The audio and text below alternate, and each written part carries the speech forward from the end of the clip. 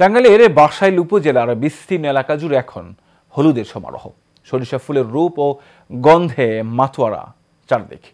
প্রতি বছরের মতো এবারও সরিষা ক্ষেত থেকে মধু সংগ্রহ করতে ব্যস্ত সময় পার করছেন মৌ খামারিরা।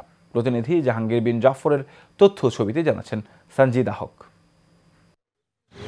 সরিষা ফুলের মধু সংগ্রহে ব্যস্ত সময় পার করছে টাঙ্গাইলের বাসাইলের মৌ খামারিরা।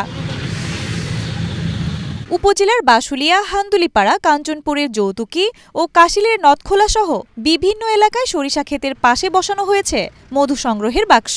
মধু সংগ্রহের পাশাপাশি খামারিরা সরাসরি খামার থেকে মধু বিক্রি করেন। সরিষা ক্ষেত ঘিরে লাভের স্বপ্ন বুনছেন কৃষক ও মৌ খামারিরা। আমাদের এই মৌমাছি পালনে আমরা অনেক লাভজনক হতে পারতেছি এবং ফসলের জন্য অনেক ভালো হয়। আমরা মধু পাইতেছি, মধু অনেক বিক্রি করতে পারতেছি এবং সরকার যদি আমাদের প্রতি একটু লক্ষ্য করে আমরা আরও লাভজনক করতে পারবো এবং অনেক লোক বেকার থেকে অনেক কাজে থাকতে পারবো সবাই।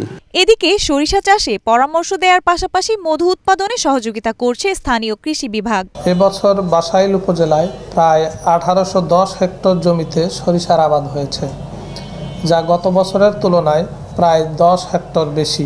মৌমাছি ফুলের পরাগায়নে সাহায্য করছে। আশা করা যায় যে তা সরিষার ফলন বৃদ্ধিতে সাহায্য করবে এবং চাষিরা উপকৃত হবে। এবছর বাসাইল উপজেলায় সরিষা ক্ষেতের পাশে 1800-র অধিক মৌবাক্স স্থাপন করেছে মৌ খামারিরা। সঞ্জিদা হক, এশিয়ান টেলিভিশন।